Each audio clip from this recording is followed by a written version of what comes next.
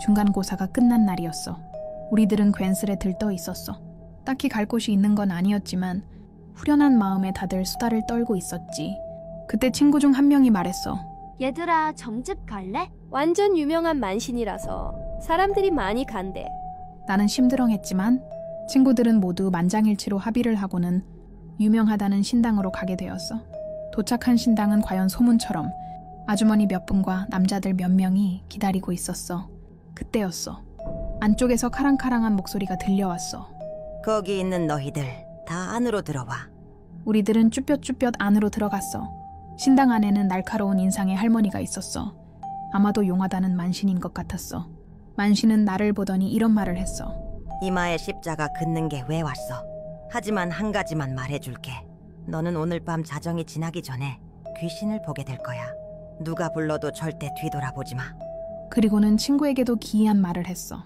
밤마다 귀신 때문에 잠을 못 자서 괴롭구나. 당장 가서 창문마다 못질을 해. 그러면 잘 수 있을 거야.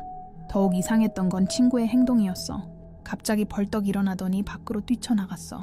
우리들은 놀라서 우르르 따라 나갔지. 새파랗게 질린 친구의 말은 이러했어. 밤마다 돌아가신 할머니가 창문 밖에서 나를 부르는 거야.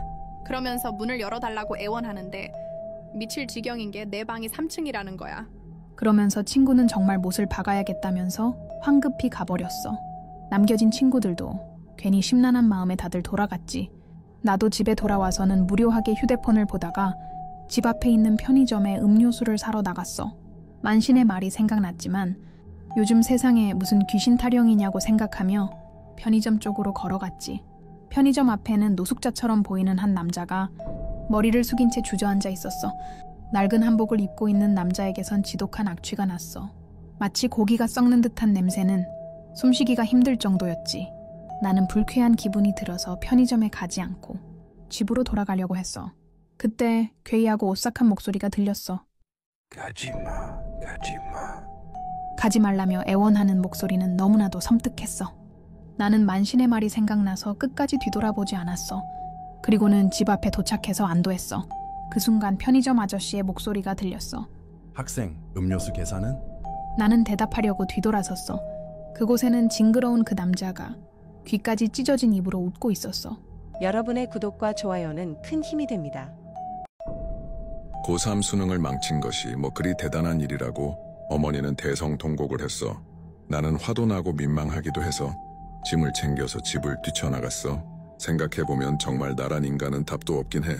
어머니 혼자서 마트에서 일하면서 학원도 보내주고 기죽지 말라며 용돈도 친구들보다 넉넉히 주셨지. 아버지란 인간은 늘 애만 먹이다가 몇 년 전에 결국 이혼해버렸으니 어머니의 고생이 이만저만이 아니었어. 하지만 이상하게도 난 모든 게 귀찮기만 했어. 그날은 정말 마음 독하게 먹고 절에 들어가서 공부해야겠다며 이것저것 챙겨서 산속으로 들어갔어. 비도 부슬부슬 오는 것이 짜증났지만 열심히 산속으로 올라갔지. 지금 생각해보면 정말 어리석고 위험한 행동이지만 당시에는 겁도 없이 오로지 휴대폰 불빛과 손전등 하나에만 의지한 채 산속의 절을 찾아서 더욱 깊숙이 걸어 들어갔어. 하지만 산속은 너무나도 빨리 밤이 찾아왔어. 어느새 휴대폰 배터리는 방전되어 버리고 주위는 칠흑같이 어두운데 가끔씩 이상한 짐승 소리조차 들리기 시작했어. 나는 어머니와 싸우고 뛰쳐나온 걸 정말 후회했어. 비가 오고 있어서인지 점점 더 추워졌고 자꾸만 눈꺼풀이 무거워졌어. 기이하게도 잠시라도 푹 자고 나면 모든 게 다 잘 될 것처럼 느껴졌어. 나는 무거운 짐을 내려놓고 큰 나무 곁에 기대며 눈을 감으려고 했어. 그 순간 어머니의 얼굴이 생각나서 눈물이 나려고 했지. 그때였어. 부스럭거리는 소리와 함께 희미한 손전등 불빛이 보였어. 아이고 총각, 이 야심한 밤에 산속에서 뭐 하는 거야?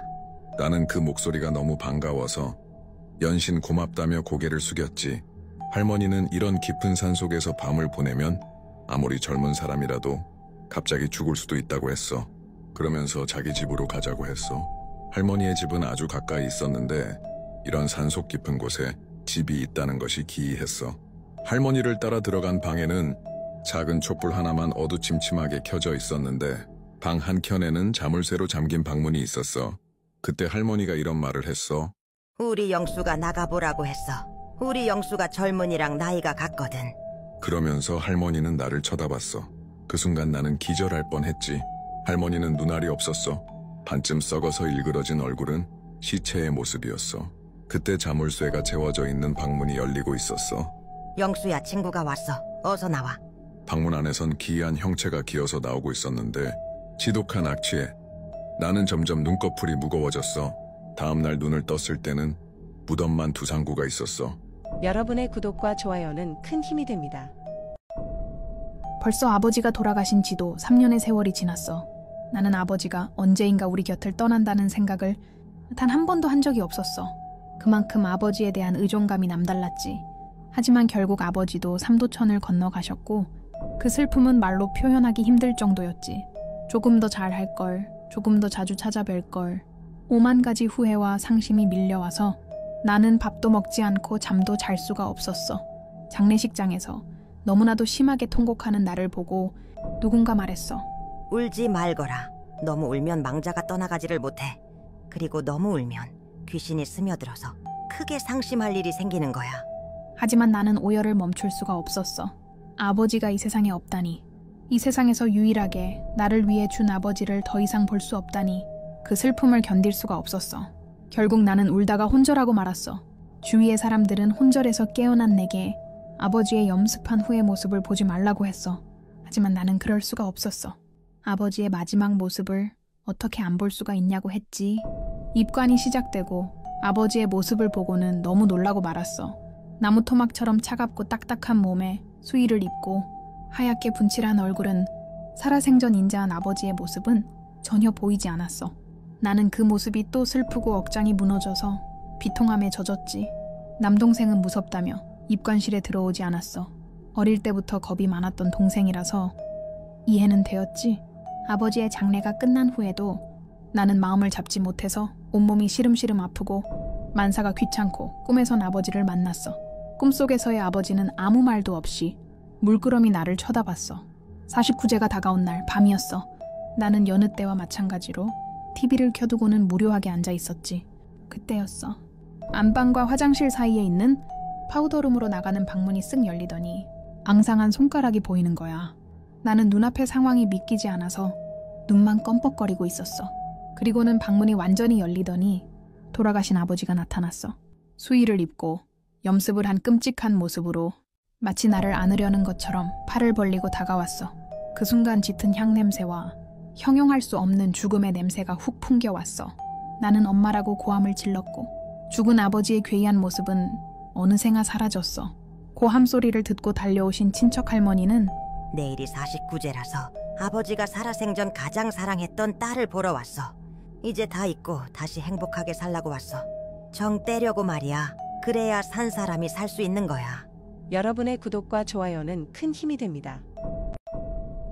나는 방학이면 늘 시골 외할머니 댁에서 지냈어. 어린아이가 없는 시골이다 보니 마을 어르신들이 다들 귀여워하셨지. 그러다 보니 나는 마을 이곳저곳을 내 맘대로 돌아다니며 거리낌 없이 놀이터로 삼았어. 하지만 단 한 군데만 예외였지. 그곳은 기이하게도 마을의 외곽에 있는 창문 없는 집이었어. 정말 단 한 개의 창문도 없는 이상한 집이었지. 마을 어른들은 그 집에는 절대로 가서는 안 된다고 당부를 하셨어. 진짜 괴이했던 건 동네 강아지들조차 그 집 앞에만 가면 낑낑거리며 꼬리를 내리는 거야. 나도 그 집 근처만 가도 왠지 무서워서 가까이 가지 않았어. 하지만 며칠 후에 공포스러운 일이 일어나고 말았어. 키가 작은 땅꼬마 꼬맹이라며 매일 나를 놀려대던 막내 외삼촌과 장난을 치며 술래잡기를 하다가 나도 모르게 창문 없는 집 근처로 가고 말았어. 가끔씩 개 짖는 소리만 컹컹거리고 달빛만이 고즈넉하게 비추고 있었지. 나는 어쩐지 무서워져서 그곳을 벗어나려고 할 때였어. 창문 없는 집 대문 앞에 흰 옷을 입은 여자가 있었어. 그 여자는 뭔가 슬픈 일이 있는 것처럼 울고 있었어. 나는 무섭기도 하고 궁금하기도 해서 힐끔거리며 그곳을 벗어나려고 했지. 그 순간 여자의 울음소리가 더 이상 들리지 않았어. 그리고는 뭔가가 나무에 부딪히는 소리가 났어. 나는 도대체 이게 무슨 소리인가 해서 뒤를 돌아봤고 끔찍한 장면에 가슴이 터질 듯한 공포를 느꼈어. 어둠에 익숙해진 때문인지 여자의 모습이 뚜렷하게 보였는데 끔찍하게도 여자는 나무에 매달린 모습이었어.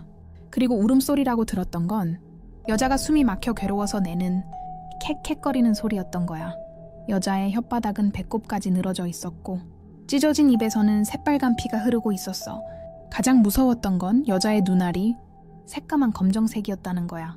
흰자위가 전혀 보이지 않았어. 그 다음부턴 기억이 나지 않아. 정신을 차렸을 땐 할머니 방이었어. 거기는 왜 간 거야? 가지 말라고 했잖아. 가지 말라고 하면 안 가야 돼. 할머니는 말로는 혼내셨지만 머리를 쓰다듬어 주셨어. 나는 그때부터 사흘 동안 계속 고열에 시달리다가 정신을 잃기도 했어. 꿈속에서 북소리가 둥둥 나기도 했고 생전 처음 들어보는 여자의 목소리도 들렸어. 네가 대신가? 나는 가기 싫어. 그 소리가 들릴 때면 나는 가슴이 답답해서 숨을 쉴 수가 없었어. 사흘 후에 내가 깨어났을 때 할머니가 말했어. 그 집에는 아픈 딸과 엄마가 있었어. 엄마는 딸을 너무 사랑했지만 그 딸은 결국 세상을 떠나고 말았어. 엄마는 딸의 영혼을 부르는 주문을 매일 읊으면서 집안의 모든 창문을 없앴지. 하지만 딸은 오지 않았고 엄마는 목매달아 죽고 말았어. 여러분의 구독과 좋아요는 큰 힘이 됩니다. 결혼하기 전 처음으로 시댁을 갔을 때는 시어머니가 될 분이 있었어. 냉정한 외모에 나를 반기지 않으셨어. 그래도 우리는 결혼을 하게 되었어. 하지만 웬일인지 시어머니가 예식장에 나타나지 않았어. 그러다 보니 당연히 사람들은 궁금하게 생각했지. 시아버지와 남편은 시어머니가 몸이 좋지 않아서 요양하러 떠났다고 했어. 나는 좀 이상한 느낌이 들었어. 지난번에 뵈었을 때는 건강하고 꼿꼿한 느낌이었는데 갑자기 이렇게 아플 수가 있는지 이해가 되지 않았지.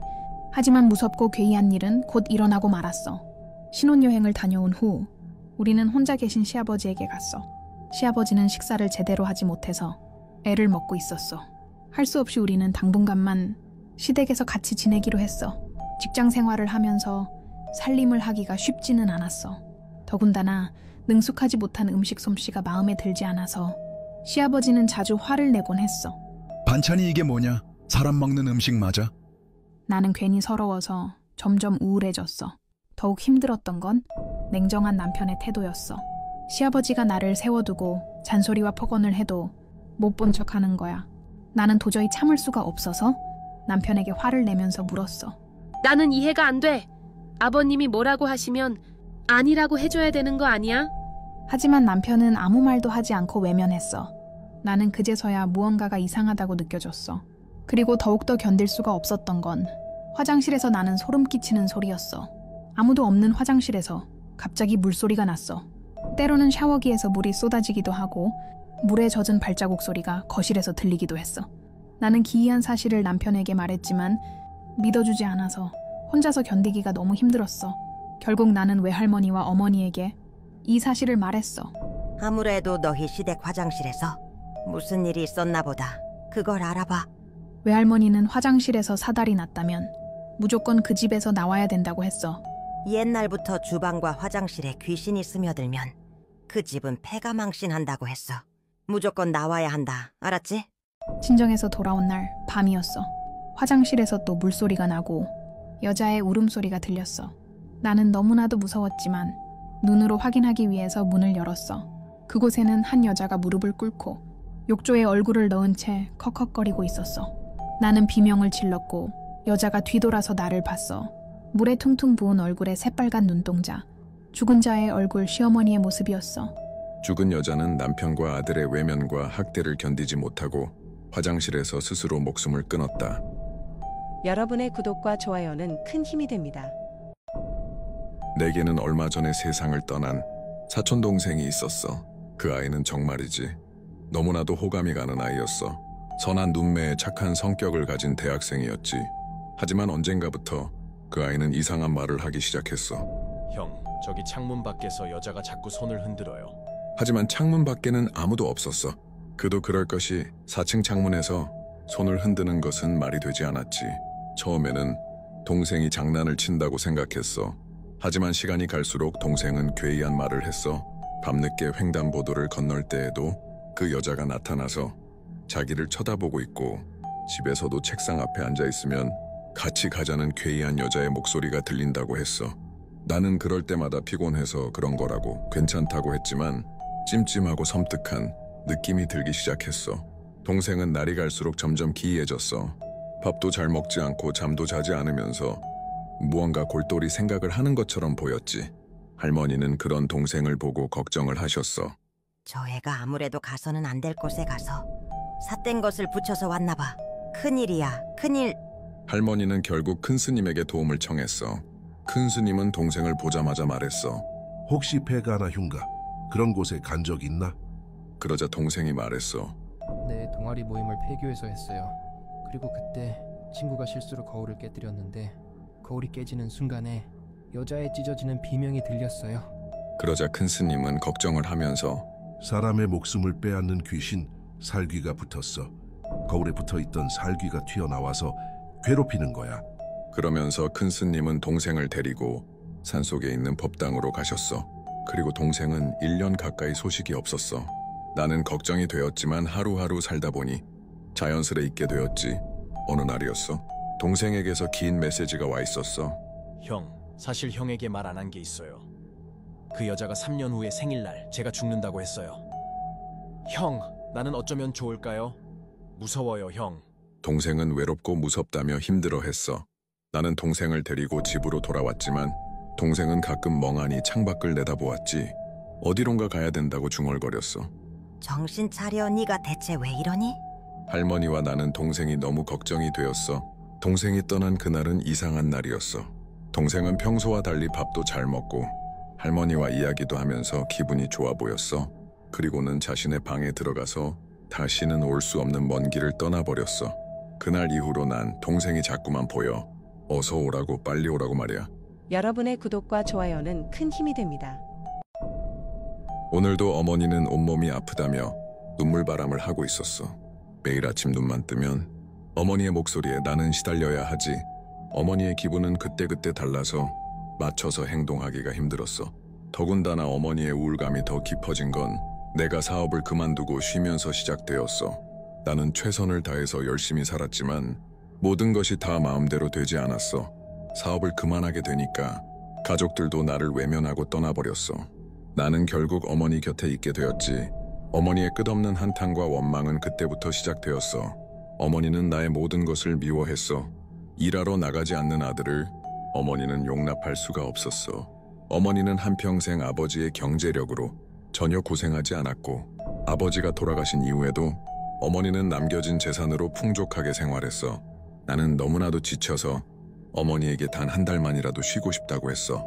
하지만 어머니는 일하지 않으면 밥 먹을 자격이 없다며 나를 미워했어. 나는 결국 한 번도 해본 적 없는 대리운전 기사를 하게 되었어. 어색하고 힘들었지만 하루하루 지나면서 차츰 익숙해졌어.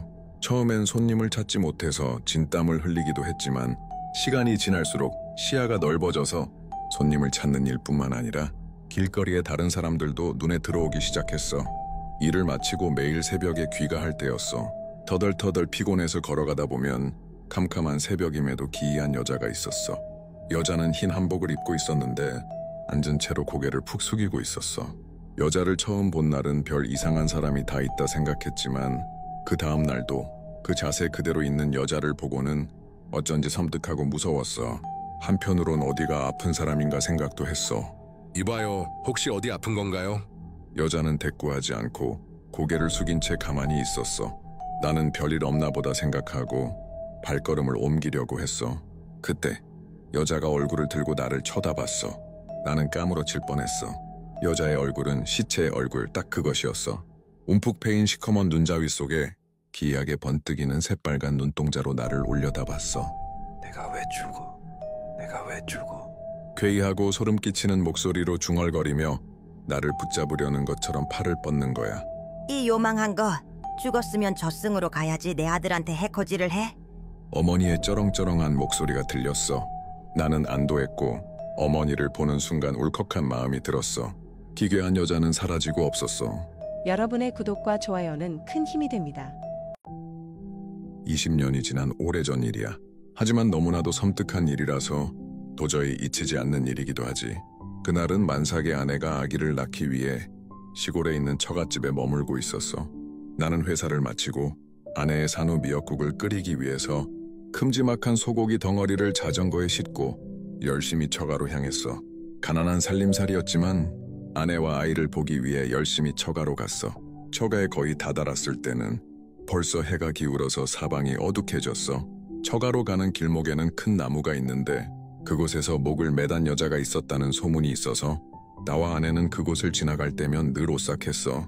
나는 갑자기 무서운 생각이 들어서 머리 끝이 서는 것 같은 으스스한 느낌이었어. 하지만 멀리서 보니 다행히도 큰 나무 밑에는 웬 사람이 한 명 있었어. 흰 옷을 입고 서 있는 모습을 보고 나는 안도했어. 나는 그 사람과 같이 으스스한 길을 지나가려고 페달을 열심히 밟았어. 그런데 괴이했던 것은 아무리 페달을 힘껏 밟아도 그 사람과의 거리가 가까워지지 않는 거야. 나는 안간힘을 쓰면서 자전거를 열심히 탔지만 어찌된 영문인지 그 사람은 사라지고 보이지 않았어. 나는 순간 내가 본 것이 귀신일지도 모른다는 섬뜩한 느낌이 들었어. 생각이 거기에 이르자 나는 미친 듯이 자전거를 타기 시작했어. 그때였어. 방금 전까지 사라졌던 그 괴이한 사람이 큰 나무 밑에 서서 나를 보고 있는 거야.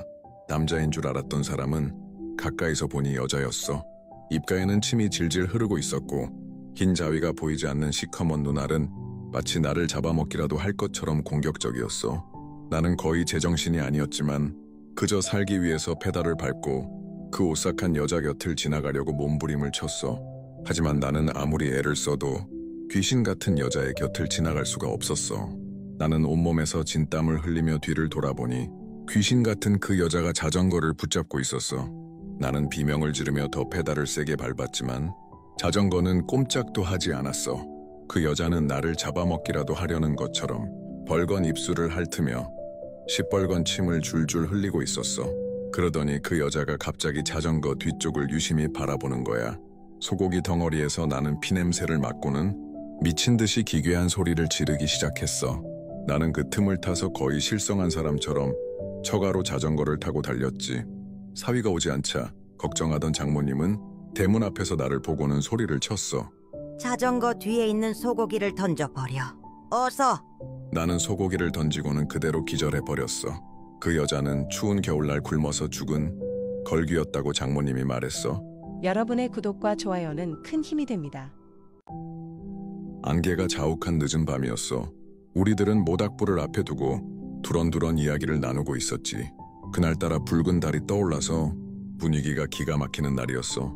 그래서인지 우리들은 각자가 알고 있는 무서운 이야기 한 가지를 말하기 시작했어. 내가 들은 가장 무서운 이야기를 소개할게. 재미있게 들어줘. 나는 신혼여행을 외국으로 가지 않고 국내에 가보지 못한 곳을 둘이서 소박하고 편안하게 돌아다니기로 마음먹었어.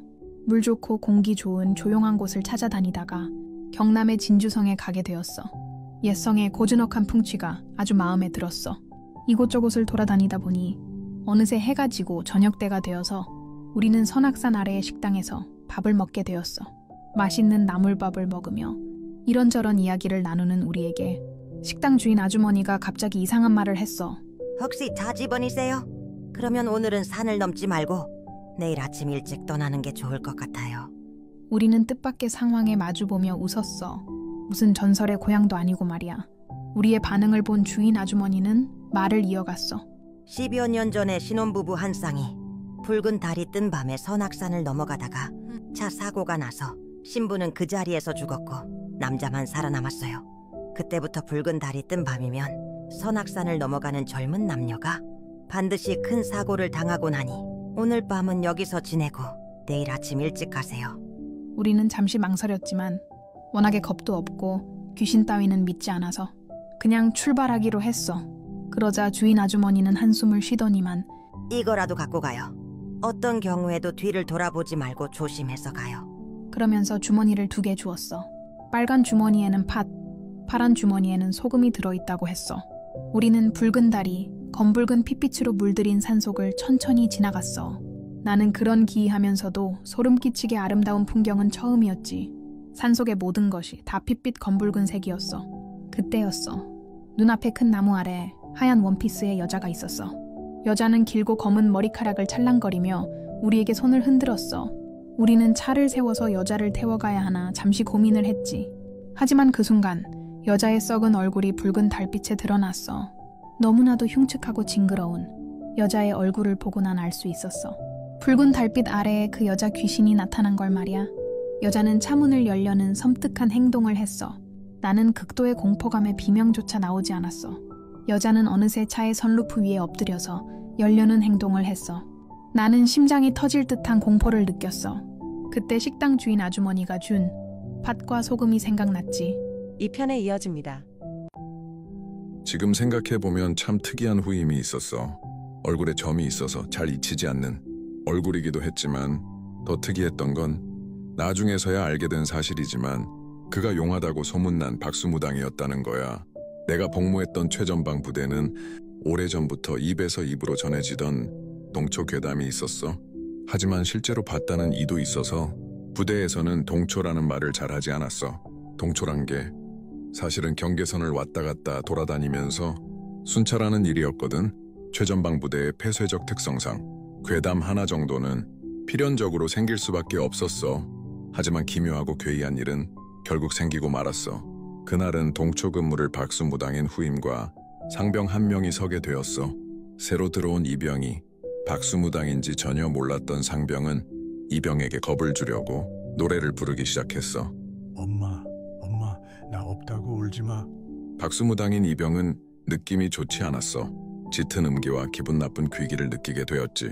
상병은 이병을 골탕 먹이려고 했지만 어찌된 영문인지 상병은 괴이하게도 오싹한 소름이 끼치면서 온몸이 덜덜덜 떨리기 시작했어. 야, 김이병, 내 말 듣고 있냐? 하지만 김이병의 말소리는 전혀 들리지 않았어. 덜컥 겁이 난 상병은 한 번 더 물었어. 야, 김이병, 왜 대답이 없어? 어찌된 영문인지 김이병은 이번에도 대답이 없었어. 그 대신 김이병은 조용히 팔을 들어 앞쪽을 가리켰어. 상병은 영문을 몰랐지만 김이병이 가리키는 곳을 바라보았어. 그곳에는 하얀 소복을 입은 여자가 있었어. 엉망으로 헝클어진 머리카락이 얼굴을 가린 소름 끼치는 여자가 있었던 거야. 괴이한 여자는 팔을 뻗어서 상병을 안으려고 했어. 애기가 엄마 보러 왔어. 괴이한 여자는 상병을 보며 애기라고 하면서 이상한 말을 중얼거렸어. 상병은 극도의 공포감을 느꼈지만 다리가 얼어붙어서 꼼짝을 할 수가 없었어. 상병은 평소에 무시하던 김이병이 있든 말든 제발 살려달라며 눈물을 흘렸어. 그때였어. 김이병이 중얼중얼 뭔가를 말하기 시작하는 거야. 마하반야바라밀다 심경관자재 보살. 이런 말들이었어. 그러자 상병의 얼굴을 움켜쥐고 있던 여자의 시커먼 손톱에서 서서히 힘이 빠지는 것이 보였어. 여자는 소름 끼치는 비명을 지르더니 서서히 형체가 사라졌어. 나중에 알고 보니 김이병이 중얼거린 건 반야심경이고 고통의 현세에서 좋은 곳으로 가라는 뜻이었대. 그 후로 김이병의 동초 괴담은 우리 부대의 레전드 괴담이 되었지. 여러분의 구독과 좋아요는 큰 힘이 됩니다. 장장 10년이었어. 나는 어린 자식들을 친정 어머니에게 맡기고 10년을 한결같이 견뎌서 마침내 우리 집을 가지게 되었어. 어린아이들과 함께 이사할 때면 언젠가 꼭 우리 집을 가질 것이라고 이를 악물며 다짐했어. 홀로 아이 셋을 키우며 생계를 책임지는 일이 얼마나 힘든 일인지는 말로 표현하기 힘들 정도였어. 더군다나 마음에 드는 집을 구매하게 되어서 정말 다행이었어. 다만 한 가지, 주변의 시세보다 훨씬 저렴하다는 것이 마음에 걸리긴 했어. 이사를 하는 날에도 옆집의 아주머니는 이상한 말을 했어. 아이들만 집에 두지 마세요. 꼭 명심하세요. 나는 의아했지만 별로 대수롭지 않게 여기고는 이내 잊어버리게 되었어. 하지만 며칠이 지난 날이었어. 아이들이 기이한 말을 했어. 엄마, 우리 집에 머리가 짧은 형이 있었어. 근데 그 형 얼굴에서 피가 났어. 나는 아이들의 말이긴 해도 왠지 오싹한 느낌이 들었어. 다음 날 아침 일찍 밥을 하려고 일어났을 때 무심히 베란다를 보고는 나는 거의 기절할 지경이었어. 머리를 짧게 자른 남자아이가 나를 보고 있었어. 남자아이의 얼굴은 형체를 알아보기 힘들 만큼 엉망이었고 두 눈에선 새빨간 눈물이 계속 흐르고 있었어. 그러면서 엄마라고 계속 중얼거렸어. 비명소리에 달려오신 친정어머니는 아무래도 이 집이 사달이 난 것 같아. 원인을 알아야 돼. 이웃에 수소문해서 꼭 알아야 돼. 나는 부동산에 물었지만 아무것도 알아낼 수가 없었어. 결국 옆집 아주머니에게서 집에 관한 무서운 이야기를 듣게 되었지. 이 집에는 중학생과 고등학생인 아이들이 있었는데 맞벌이 부모는 늘 바빠서 작은 아이를 큰 아이가 돌봤다고 해. 어느 날이었어. 큰 아이는 오랜만에 친구들이 놀러와서 자신의 방에서 놀고 있었어. 작은 아이는 혼자 TV를 보다가 펑수팔 힘이 세고 운동을 잘하는 자신이 10층 베란다에 매달리면 어떨까라는 말도 안 되는 생각을 했어. 작은 아이는 베란다에 매달린 채 얼마간을 견뎠지만 결국 팔 힘이 빠져서 떨어지고 말았어. 큰 아이는 친구들과 노느라 동생의 울음소리를 전혀 듣지 못했대. 그 후부터 작은 아이의 홀령이 자꾸만 나타나서 결국 그 가족들은 이사를 갔대. 사연을 알게 된 친정어머니는 당장 이사를 갈 수는 없으니 아이의 홀령을 달래서 좋은 곳으로 보내줘야 돼. 우리는 알고 지내던 불보살에게 도움을 받아 공양을 올리고 고인의 영혼이 깨달음을 얻고 원통함을 풀어주는 천도제를 지냈어. 그날 밤이었어.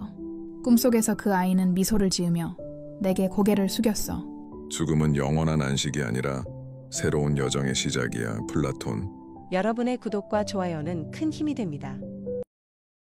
오늘도 여느 때와 마찬가지로 나는 마지막 전철에 올랐어. 평소와 다름없이 전철 안은 조용했어.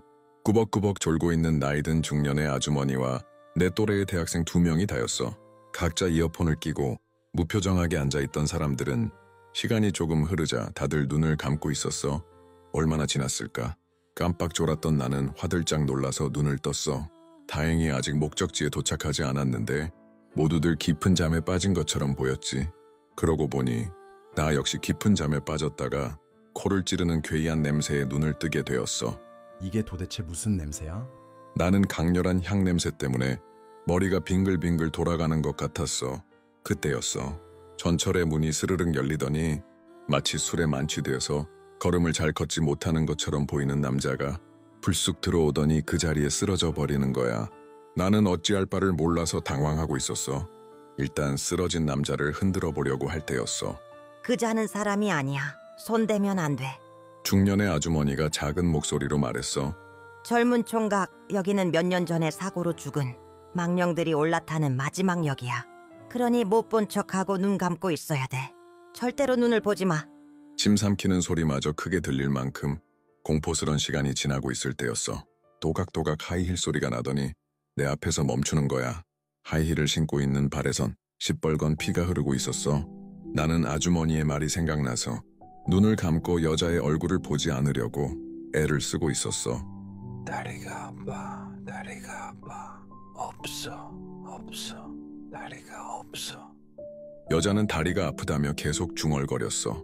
나는 소름 끼치는 목소리에 심장이 쿵쾅쿵쾅 거렸지만 한편으론 다리가 아프다는 소리에 안 된 마음이 들어서 결국 여자의 얼굴을 보고 말았어. 올려다본 여자의 얼굴은 살아있는 사람이라고는 도저히 말할 수 없는 망령의 얼굴, 죽음의 얼굴이었어. 여자의 새빨간 눈동자에서는 끊임없이 시뻘건 피가 흐르고 있었고 얼굴의 피부는 갈기갈기 찢어진 것처럼 살점이 뜯겨져 있었어. 너무나도 처참한 모습에 나는 비명조차 나오지 않았어. 여자는 피딱지가 엉망으로 붙어있는 앙상한 팔을 들어 나를 붙잡으려고 했어. 나는 그 순간 빌고 또 빌었어. 누구라도 좋으니 나를 제발 살려달라고 말이야. 그 순간 아주머니의 목소리가 들렸어. 그 애는 안 돼. 그 애는 살아야 돼.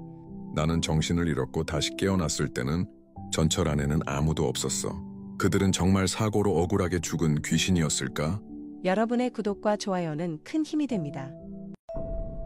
나는 학원에서 중고등 학생들을 가르치는 일을 10년째 하고 있어. 그리고 남편과 사별한 지도 2년이 흘렀어. 남편은 누가 봐도 좋아 보이는 인상에 순하고 예의 바른 사람이었어. 남편은 컴퓨터 사업을 크게 했는데 처음에는 꽤 큰 돈을 벌기도 했어. 하지만 사업이란 유행의 흐름에 예민해야만 성공할 수 있는데 남편은 그러질 못했어. 나는 답답함을 느껴서 매번 남편에게 경고했지만 집에만 있는 사람이 뭘 안다고 그래? 그리고 내 친구들은 배신이니 뭐니 그런 애들이 아니야. 나는 더 이상은 남편의 일에 간섭하지 않았어.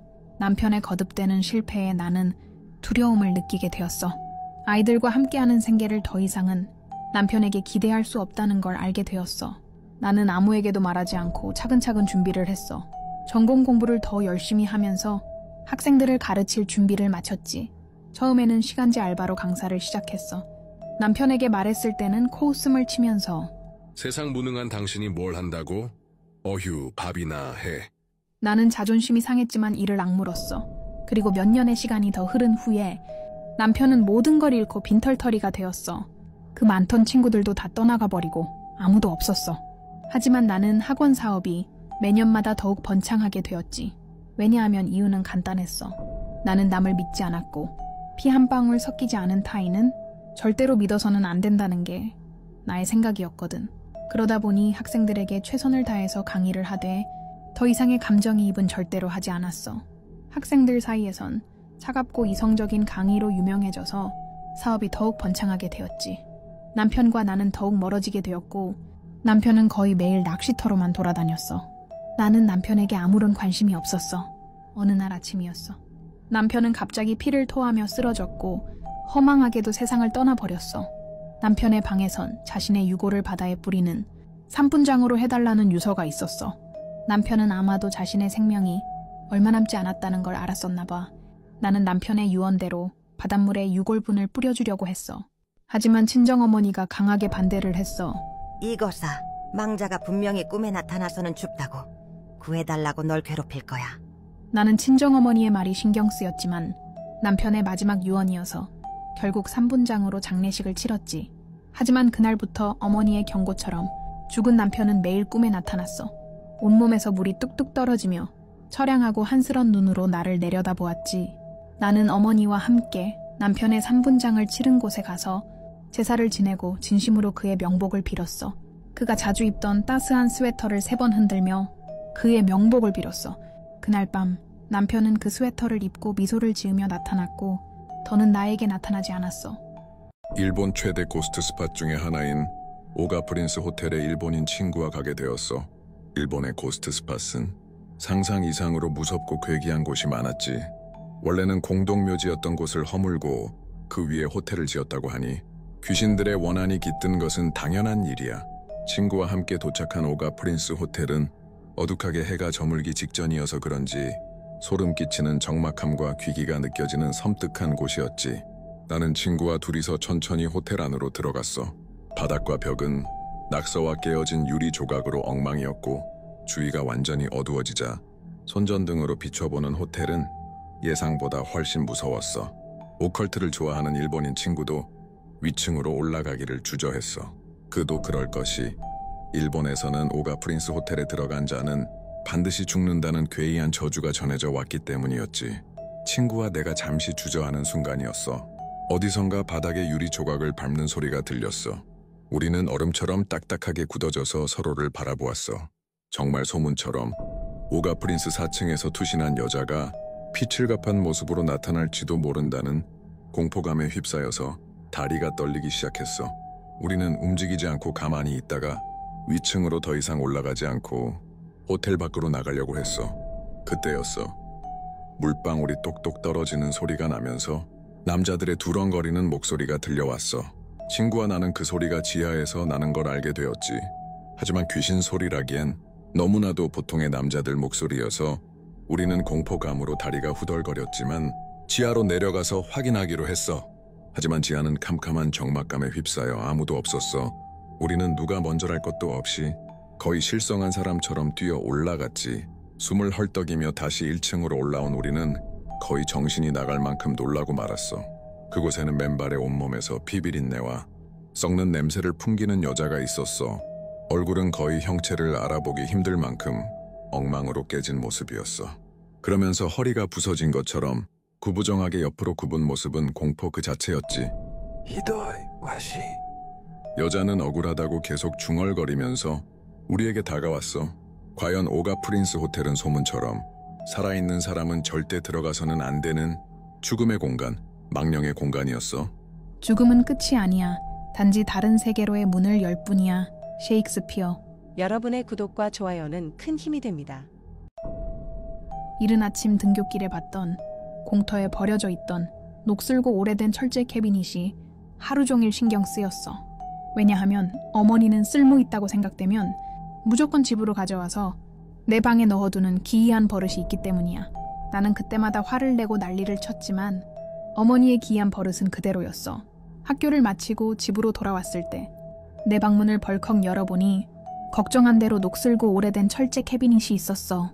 퀴퀴한 냄새도 나고 페인트도 다 벗겨진 녹슨 캐비닛이 뭐가 좋아서 가져다 놓았는지 이해가 되지 않았어. 그것도 오빠 방이 아닌 내 방에만 넣어두는 것도 너무 짜증나는 일이었어. 도대체 남들이 버린 물건에 왜 그리 집착을 하는지 나는 이해가 되지 않았지.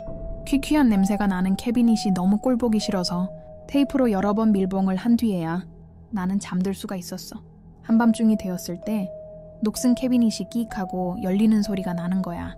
나는 대수롭지 않게 여기고는 이내 다시 잠들었지. 다음 날 아침이었어. 무심히 바라본 철제 캐비닛이 엉망진창이 되어 있었어. 붙여놓았던 테이프는 갈기갈기 찢겨져 있고 캐비닛의 문도 열려져 있었는데 방 안에 퀴퀴한 냄새와 기분 나쁜 냄새가 뒤섞여서 구역질이 날 것 같았어. 나는 어머니와 대판 싸웠지만 어머니는 정말 요지부동이었어. 이틀째 밤이었어. 나는 철제 캐비닛에 테이프를 정말 꼼꼼하게 붙여두고 여러 번 확인 후에 자리에 누웠어. 하지만 괴이하게도 새벽이 되니까 또다시 끼익하고 캐비닛의 문이 열리는 거야. 나는 왠지 모르게 오싹해지는 느낌이 들어서 캐비닛을 쳐다보았어. 그랬더니 시커먼 캐비닛 속에서 웬 여자가 빼꼼히 얼굴을 드러내는 거야. 긴 머리카락이 눈을 가려서 얼굴이 잘 보이지 않았지만 도저히 사람일 리가 없었어. 그 여자는 깡마르고 시커먼 손톱으로 캐비닛을 긁으며 나오려고 했어. 나는 그제서야 정신을 차리고 미친 듯이 고함을 질렀어. 미쳤어? 한밤중에 왜 이래? 시끄럽게. 오빠와 어머니는 내가 하는 말을 전혀 믿지 않았어. 하지만 나는 정말 참을 수가 없었어. 다음 날 아침, 나는 흉측한 캐비닛을 어머니의 방으로 옮겼어. 그날 밤이었어. 한밤중에 어머니의 찢어지는 비명소리가 들렸어. 귀신이 나왔어. 귀신이 나왔어. 눈알 없는 귀신이 나왔어. 어머니와 오빠는 그제서야 내 말을 믿었어. 다행히 어머니는 남들이 버린 물건을 더 이상은 가져오지 않았어. 그날 밤 어머니와 내가 본 소름 끼치는 여자는 살아생전 못다한 하늘 간직한 귀신이었을까? 여러분의 구독과 좋아요는 큰 힘이 됩니다. 어머니는 자주 이런 말을 했어. 오늘은 꿈자리가 뒤숭숭하니까 운전 조심해라. 그럴 때면 나는 출근하는 사람에게 꼭 그런 말도 안 되는 소리를 해야 되냐고 퉁명스럽게 대꾸하곤 했어. 내가 그렇게까지 화를 낸 이유는 사실 어머니의 꿈이 너무나도 정확하게 들어맞았기 때문이었어. 내가 고등학생이었을 때에 있었던 일이야. 수학여행을 가는 아침에 갑자기 어머니가 절대로 가면 안 된다고 말리는 거야. 나는 고집을 부렸지만 결국 수학여행을 가지 못했어. 수학여행의 목적지는 설악산이었는데 대형 버스 5대가 무탈하게 잘 가다가 설악산에 거의 도착할 때쯤 갑자기 추돌 사고가 났어. 친구들은 난리가 났지. 어머니의 꿈 때문에 가지 않았다고 말하기는 진짜 싫었어. 하지만 친구들 사이에서 나는 귀신 들린 여자의 아들로 여겨졌지. 나는 점점 외톨이가 되어갔고 어머니의 예지몽에 대한 집착도 점점 더 심해졌어. 어머니는 외할머니의 죽음마저도 예언할 지경이었어. 나는 어머니의 예지몽이 점점 무서워졌어. 어머니의 예지몽이 날이 갈수록 더 오싹하게 느껴지기 시작했던 것은 언제부터인가 어머니와 단둘이 사는 집안에 기이한 여자가 보이기 시작했기 때문이야. 여자는 거실에 우두커니 서 있다가 어머니의 방으로 들어갔어. 나는 너무 무섭고 소름 끼쳤어. 하지만 어머니의 방문을 열어볼 수밖에 없었어. 왜냐하면 자고 있는 어머니가 걱정되었으니까. 억지로 방문을 열었을 때는 괴이하게도 그 여자는 보이지 않았어. 다음날 아침이었어. 어머니는 꿈자리가 좋지 않았다고 하면서 오늘 하루는 쉬는 것이 좋겠다고 했어. 나는 도저히 참을 수가 없어서 어젯밤 거실에서 봤던 기이한 여자에 대해서 말을 했어. 그런데 정말 생각지도 않은 일이 생겼어. 어머니가 아무 말도 하지 않고 있다가 방으로 들어가 버리는 거야. 나는 느낌이 좋지 않아서 어머니에게 물었어. 그 애를 봤다니 할 수 없구나. 그 애는 내 누나야. 네가 어릴 적 죽은 누나. 나는 어머니의 말이 믿기지가 않았어. 하지만 내 눈에도 그 여자는 분명히 보였으니까 정말 혼란스러웠지. 그날 밤 심란한 마음으로 뒤척이다가 겨우 잠이 들었을 때였어. 뼛속까지 오싹한 한기의 눈을 떠보니 괴이한 그 여자가 나를 내려다보고 있었어. 이제 내 차례야. 너도 곧 죽음을 보게 될 거야. 그 여자는 시커먼 눈동자를 뒤룩거리며 소름 끼치는 목소리로 중얼거렸어. 나는 놀라서 벌떡 일어나 어머니부터 살폈어. 나는 그때서야 알게 되었어. 어머니의 꿈이 괴이하게 정확했던 건 귀몽이었기 때문이야. 하지만 어머니는 알고 있었을까? 모든 일에는 대가가 있듯이 귀몽의 대가는 죽음뿐이라는 걸 말이야. 여러분의 구독과 좋아요는 큰 힘이 됩니다. 학교가 끝난 뒤 알바까지 다 하고 오면 내일 깊은 밤이었어. 힘든 날들이었지만 홀로 계신 어머니에게 폐를 끼치기 싫어서 어금니를 악물고 버텼어. 하지만 언제인가부터 나는 급격한 피로감과 무력감에 휩싸여 자주 누워서 지냈어. 내가 왜 이러는지 기이할 만큼 나는 점점 기운이 없고 몸이 무거워졌어. 친구들은 혹시 어디 아픈 거 아니냐며 걱정을 했어. 학교에 가서도 꾸벅꾸벅 졸다가 깜짝 놀라서 깨기도 하고 알바도 점점 일처리가 무뎌져서 사장님이 화를 내기도 했어. 아, 내가 진짜 왜 이러지? 아무리 생각해도 이유를 알 수 없었어. 언제부터인가 아침에 일어나면 목덜미가 따끔거리고 모기에 물린 것처럼 간질간질하면서 부어오르곤 했어. 그리고 나는 간혹 참을 수 없는 갈증이 느껴졌어. 아무리 물을 많이 마셔도 갈증이 채워지지 않았어. 하지만 얼마 지나지 않아서 나는 그 괴이한 모든 일의 이유를 알게 되었어. 어느 날 깊은 밤이었어. 몸이 으슬으슬 추워지면서 나는 잠을 제대로 자지 못했어. 한참을 뒤척이다가 겨우 일어나서 주방 쪽으로 갔어. 그때 난 내 눈을 의심했어. 검은 옷을 입은 키가 큰 남자가 우두커니 서 있었어. 그 남자는 기이하리만큼 허리가 굽어 있었고 팔이 비현실적으로 길어 보였어. 그러면서 남자는 이상한 말을 중얼거렸어. 목이 말라. 목이 말라. 괴이한 검은 남자는 계속 목이 마르다고 했어. 남자가 갑자기 고개를 돌려 나를 쳐다봤는데 남자의 새빨간 눈은 내 목덜미를 노려보고 있었어. 나는 그제서야 알 수 있었어. 내가 왜 그렇게 무기력하게 변했는지, 또한 왜 그렇게 참을 수 없는 갈증을 느끼는지 말이야. 눈앞에 보이는 저 소름 끼치는 남자가 밤마다 나의 목덜미를 물었던 거야. 변형된 포르필 인증의 하나라고 하지만 태초부터 있어 왔고 앞으로도 결코 사라지지 않을 존재. 드라큘라인 것이야. 왜 저 드라큘라가 우리 집에 왔는지 나는 알 수가 있었어. 어릴 적 키 크고 훤칠했던 아버지가 어느 날 갑자기 사라졌을 때 그 누구도 아버지를 찾지 않았어. 나는 그때 어렸지만 사람들의 속삭임을 듣고 알 수 있었어. 아버지가 몹쓸 병에 걸려 사라졌다는 것을 말이야. 할아버지가 그랬던 것처럼, 삼촌들이 그랬던 것처럼 말이야. 지금 내 눈앞에 있는 검은 남자의 기이한 모습처럼 나도 언젠가는 징그럽게 굽은 허리에 팔다리의 근육이 약해져서 기이하게 변할지도 몰라. 작은 소리에도 예민해지고 따끔거리는 참을 수 없는 고통 때문에 도저히 햇빛을 똑바로 볼 수 없고 고기 냄새와 피 냄새에 미칠 것 같은 갈증을 느끼는 나는 어느 사이에 눈앞에 있는 소름 끼치는 악의 존재인 아버지처럼 살아있는 망령인 드라큘라가 되어버린 것일까? 이 또한 어찌할 수 없는 운명인 것일까? 여러분의 구독과 좋아요는 큰 힘이 됩니다. 나는 어머니가 심하게 반대하는 결혼을 했어. 아버지는 침묵을 지켰지만 어머니는 남편의 해픈 웃음을 너무나도 싫어했어. 아무에게나 실실 웃는 것은 결국 아무에게도 마음을 열지 않는 지독한 나르시시즘일 수도 있다고 했어. 사람은 누구나 이중적인 면이 있기에 남편은 강한 폭력성을 가지고 있을 수도 있다고 어머니는 걱정했어. 나는 그냥 남편이 좋은 사람일 뿐이라고 했지만 결국 어머니의 걱정은 현실이 되고 말았어. 남편은 결혼 초에는 이것저것 일을 하려고 했는데 시간이 흐를수록 아무것도 하지 않고 매일 술만 마셨어. 나는 어쩔 수 없이 남편 대신 생계를 위해서 일을 해야만 했어. 남편이 가끔 외출을 하고 돌아올 때면 아이들과 나는 남편의 발자국 소리를 숨죽이고 듣곤 했어. 왜냐하면 둔탁한 발자국 소리가 들릴 때면 필히 그날 밤은 남편의 폭력과 폭언이 쏟아지는 공포의 밤이 되기 때문이었지. 결국 나는 아이들을 친정부모님께 맡겨두고 다른 일에 비해서 돈을 넉넉하게 받을 수 있다는 장례식장에서 사무일을 하게 되었어. 하지만 막상 가서 일을 해보니까 말이 좋아 사무일이지. 바쁠 때면 음식도 나르고 온갖 잡다한 일을 다 해야 하는 고된 일이었어.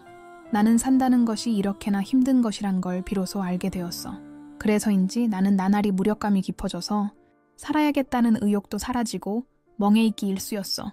모든 것이 귀찮아서 멍하니 앉아있는 내게 장례식장에 자주 오시는 비구 스님이 말했어. 살아있다고 산 것이 아니고 죽었다고 죽은 것이 아니야.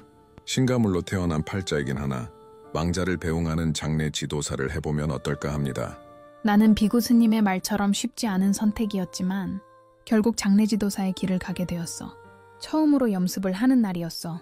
망자의 얼굴을 닦이려고 손을 갖다 대는 순간 나는 갑자기 숨을 쉴 수가 없었어.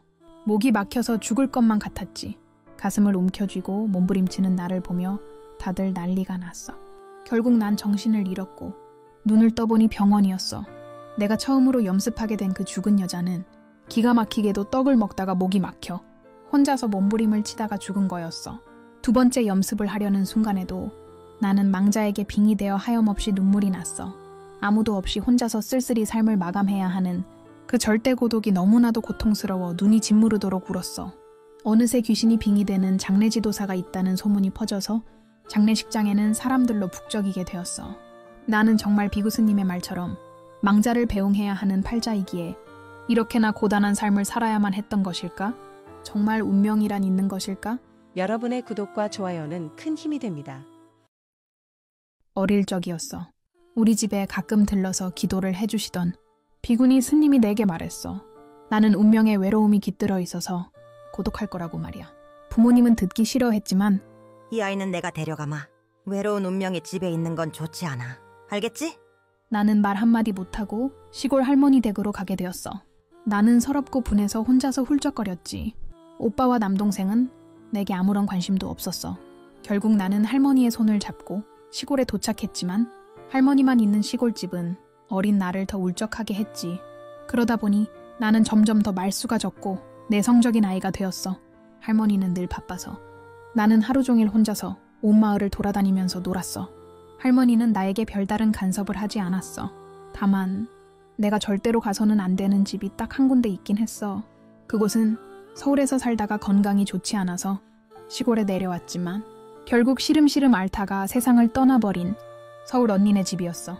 서울 언니는 갓 20살의 나이에 눈을 감았는데 그 죽음이 얼마나 원통했는지. 발인 날 관이 움직이지 않아서 애를 먹었다고 했어. 그날 이후로 마을 사람들은 그 집 앞을 지나치게 되면 밤마다 무서운 악몽을 꾸게 되어서 다들 무서워하게 되었어. 하지만 나는 서울 언니네 집의 위치를 몰랐기 때문에 강아지와 함께 동네를 돌아다니다가 파란 대문이 너무 예쁜 집을 지나가게 되었어. 그러자 갑자기 얌전하던 강아지가 침을 흘리며 미친 듯이 컹컹거리면서 눈을 뒤집은 채 버둥거렸어. 나는 간신히 강아지를 안고 집으로 돌아왔지. 하지만 무섭고 기이한 일은 그날 밤부터 시작되었어. 한밤중에 목이 말라 눈을 떴을 때 웬 여자가 머리맡에 우두커니 서 있었어. 하얀색 원피스를 입고 긴 머리카락이 눈을 가려서 얼굴이 보이지 않았지만 그래도 나는 알 수 있었어. 그 여자는 죽은 서울 언니였어. 여자는 이상한 말을 했어. 나는 가기 싫어. 네가 가. 그러면서 내 목을 조르려고 다가오기 시작했어. 나는 살려달라고 발버둥을 쳤지만 아무도 오지 않았어. 그때였어. 내 옆에서 조용하게 잠들어 있던 강아지가 일어나서 여자를 보고 마구 짖기 시작했어. 그때서야 여자는 목을 조르던 손에서 스르륵 힘이 빠지더니 한참을 나를 바라보다가 사라졌어. 나는 비로소 여자의 얼굴을 볼 수 있었는데 원망과 한이 서린 검은 눈매에는 시뻘건 피눈물이 흘러서 얼굴이 온통 검붉은 낯빛이었어. 그 뒤로는 아무 생각이 나지 않아. 나는 결국 부모님이 있는 집으로 돌아왔어. 무시무시한 악몽은 다시는 꾸지 않았지만 가끔은 이런 생각도 들었어. 어쩌면 꿈속의 그 여자도 나처럼 가족에게서 버림받고 혼자서 외로이 투병하다가 죽게 된 한 많은 망령일 뿐이라고 말이야. 여러분의 구독과 좋아요는 큰 힘이 됩니다. 내게는 어릴 때 세상을 떠난 언니가 있었어.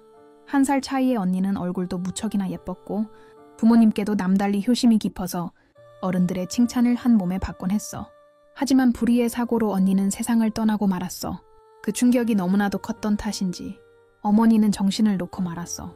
아버지도 어리 빠져서 회사 일을 내팽개치고 우리 집은 그야말로 풍비박산이 나 버렸어. 아버지는 매일 눈만 뜨면 언니의 무덤에 가서 오지 않았고 나는 늘 혼자 남아서 집을 지키고 있었어. 어느덧 세월이 흘러 내가 대학생이 되던 해에 부모님은 다 돌아가시고 말았지. 어머니는 돌아가시는 순간까지 나를 보며 언니의 이름을 불렀어. 혼자 남겨진 나는 오히려 마음이 담담해졌지. 하지만 기이하고 소름 끼치는 일은 그때부터 시작되었어. 책상에 앉아서 공부를 하고 있을 때면 누군가가 방문을 열고 쓱 머리를 들이밀었어. 나는 깜짝 놀라서 방문을 바라보고는 심장이 멎을 뻔했어. 그건 분명히 죽은 언니의 모습이었어. 죽은 언니는 살아있을 때와 마찬가지로 허리까지 오는 긴 머리카락으로 눈을 가린 채 나를 쳐다보고 있었어. 살아생전의 언니는 시원하게 큰 눈을 가진 아름다운 모습이었지만 죽어서 망령이 된 언니의 모습은 참혹한 죽음의 얼굴이었어. 죽은 언니는 그 뒤로도 계속 나타나서 나를 괴롭혔어. 방문을 열고 쓱 들어오거나 한밤중에 침대 위에서 나를 내려다보고 있었어. 공부를 하고 있을 때면 등 쪽에 서 있는 느낌도 들고 나는 점점 지쳐가기 시작했어. 귀신과 함께 살고 있다는 생각에 밤에는 잠도 잘 수가 없었어.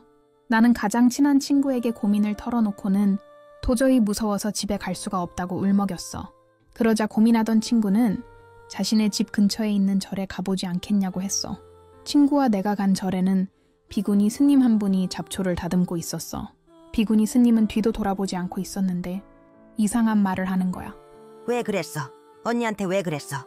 언니를 죽게 했으면 당연히 벌을 받아야지. 왜 언니를 죽게 했어? 친구는 영문을 몰라 당황해서 나를 봤어. 나는 누구에게도 들키고 싶지 않았던 그날의 참혹했던 기억이 떠올라 눈을 감았어. 그제서야 뒤를 돌아보며 비구니 스님이 말했어. 죽은 네 언니가 내 등에 엎여 있어. 너는 결국 언니를 죽게 한 업보를 살아생전에 다 갚고 네가 그렇게 원했던 모든 것을 잃게 될 거야. 그날 두 자매는 3층 창가에서 이야기를 나누다가 언성을 높이게 되었어. 동생은 화가 나서 언니를 밀치게 되었고 언니는 결국 과다출혈로 세상을 뜨게 되었어. 동생은 그 자리를 떠나버렸고 언니는 다음날 아침에 행인에게 발견되었어. 동생은 혼자 남아 너무 행복했지. 그리고 그 집은 아무도 없게 되었어. 여러분의 구독과 좋아요는 큰 힘이 됩니다.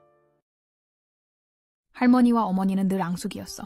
얌전하고 내성적인 할머니에 비해 어머니는 활동적이고 괄괄한 성격이었어. 그러다 보니 자연스레 할머니는 어머니의 상대가 되지 못하고 기가 죽어 있었어. 나는 할머니의 그런 모습에 연민을 가지고 가끔 말상대가 되어드리기도 했어. 그럴 때면 어머니는 나에게 화를 냈어. 왜냐하면 나는 외모뿐만 아니라 성격도 조용하고 내성적인 편이라서 할머니를 많이 닮았기 때문이었지. 할머니는 몇 년 후에 결국 지병으로 돌아가셨어. 그때부터 기이하고 오싹한 일은 시작되었어. 어머니를 닮아서 남에게는 아예 관심이 없는 동생에게 제일 먼저 오싹한 일이 생겼어. 달빛이 밝은 한밤중에 동생이 화장실을 가려고 일어났을 때였어. 비몽사몽 거실을 지나가는 동생의 눈에 죽은 할머니가 보였어. 할머니는 백발의 머리카락을 풀어헤치고 새빨간 눈으로 동생을 노려봤어. 창백한 얼굴은 달빛이 반사되어 새파랗게 보일 정도였어. 동생은 그 모습을 보고 거의 기절할 지경이었어. 그리고는 그만 발을 헛디뎌서 넘어지게 되었는데 하필이면 대리석으로 된 바둑판에 머리를 부딪혀서 크게 다치게 되었어. 그리고 얼마 뒤에는 거실 화장실에 있던 오빠가 사람 살리라고 비명을 지르며 뛰쳐나왔어. 나중에야 이유를 물어보니 화장실에 있는 작은 창문에서 이상한 소리가 나서 고개를 돌려 쳐다봤는데 백발의 머리카락을 풀어헤친 죽은 할머니가 거꾸로 매달려서 자신을 보고 있었대. 그 모습이 너무나도 소름 끼치게 무서워서 미친 듯이 뛰쳐나왔다고 했어. 도대체 죽은 할머니는 왜 오빠와 동생에게 그다지도 무서운 모습으로 나타나는 걸까? 오빠와 남동생이 살아생전 할머니에게 잘하지는 않았지만 그렇다고 해서 자신의 핏줄에게 그렇게까지 무서운 모습으로 나타나는 것이 이해가 되지 않았어. 그리고 또 얼마 후에는 어머니에게도 괴이한 일이 생기고 말았어. 어머니가 빨래를 널기 위해서 베란다로 나갔어. 그때 한쪽 구석에 웅크린 채 앉아있는 죽은 할머니가 있었대. 할머니는 어머니를 빤히 쳐다보며 말했어. 어서 가라고 네가 밀었지. 어서 가라고 네가 밤마다 밀었잖아. 그러면서 할머니는 어머니의 목을 조르려고 했대. 어머니는 결국 죽은 할머니의 넋을 달래기 위해서 진홍굿을 했어. 오빠와 남동생도 열심히 살려달라고 빌었어. 그 후로는 더 이상은 할머니의 무서운 모습은 나타나지 않았어. 나는 가끔 이런 생각이 들었어. 인간은 완벽한 존재는 아니지만 그래도 살아생전에 원하니 삼도천을 건널 때 망자를 뒤돌아보게 해서는 안 된다는 거야. 다 내려놓고 용서하고 가야 되는 거야. 인생은 한 줄기의 연기와 같고 죽음은 그 연기가 흩어지는 순간이다. 호메로스. 여러분의 구독과 좋아요는 큰 힘이 됩니다. 나는 대형 할인마트에서 보안요원으로 일하고 있어. 주야 2교대로 근무하는 시스템이지만 보안요원이라는 특성상 야간 업무가 좀 더 힘들고 이런저런 사건들이 있는 편이야. 지금 생각해도 너무나도 무섭고 소름 끼치는 일이 있었던 그날은 나는 사무실에서 후배 한 명과 잠을 깨우기 위해 커피를 마시고 있었어. 그때 주차 요원들의 요청이 들어와서 우리는 모니터를 확인했어. 그런데 기이했던 것은 주차 요원의 말이었어. 지하 2층 A구역에 키가 크고 하얀색 원피스를 입은 여성이 기어다니고 있습니다. 확인 부탁드립니다. 기어다니다니? 이해가 되지 않았어. 우리는 모니터를 2번이나 확인했지만 기어다니는 이상한 여자는 보이지 않았어. 그러자 주차 요원도 착각이었다고 말하며 마무리가 되었어. 그리고 다시 평온한 한밤중이 이어지고 있었어. 나는 휴대폰을 보다가 순찰 시간이 되어서 나가려고 했는데 모니터를 보고 있던 후배가 깜짝 놀라며 나를 부르는 거야. 선배님, 여기 모니터 좀 보세요. 빨리요. 나는 겁 많은 후배가 또 왜 저러나 생각하며 모니터를 확인했어. 그리고는 내 눈을 의심했어. 모니터에는 아까 주차요원이 말한 것처럼 기어다니는 소름 끼치는 여자가 정말 있었어. 여자는 팔다리를 괴하게 뒤틀어서 마치 거미처럼 기어다니는 모습이었어. 우리는 그 오싹한 모습을 보고도 믿기지가 않는 거야. 그때 후배가 말했어. 선배님, 지난번에 관리실 여사님이 이상한 말을 했잖아요. 기억 안 나세요? 지하 주차장에 이상한 여자가 있었어. 흰 옷을 입고 머리가 길었는데 걷지 않고 기어다니는 거야. 나는 웬 미친 여잔가 해서 봤는데 나를 보더니 마구 기어오더라니까. 세상에, 그 얼굴은 사람이 아니었어. 무서워서 도저히 일을 못하겠어. 그러고 보니 그 여사님은 그 후에 일을 그만두었고 그 일은 잠잠해지게 되었어. 그렇다면 지금 우리가 보고 있는 저 징그러운 여자가 여사님이 말한 그 여자일지도 모른다는 생각이 들었어. 그때 갑자기 여자가 고개를 들어 우리를 노려보는 거야. 그러더니 맹렬한 속도로 기어오기 시작했어. 그리고 여자는 모니터에서 사라졌어. 우리는 당황해서 모니터 몇 대를 다 찾아보고 난리를 쳤어. 마침내 찾아낸 여자는 소름 끼치게도 엘리베이터에 엎드려서 올라오고 있었어. 우리를 계속 노려보면서 말이야. 나는 미친 듯이 사무실 문을 잠그고 숨을 죽이고 있었어. 모니터 속의 여자는 바로 우리가 있는 사무실 앞에 있었어. 우리는 소리를 내지 않으려고 입을 틀어막고 눈만 굴리고 있었어. 하지만 결국 문은 열렸고 우리는 새빨간 눈매에 입이 귀까지 찢어진 여자를 보고 말았어. 후배와 나는 그 후에 기억이 없어. 다만 다음날 사무실에는 손바닥 자국이 바닥에 남아있을 뿐이었어. 여러분의 구독과 좋아요는 큰 힘이 됩니다.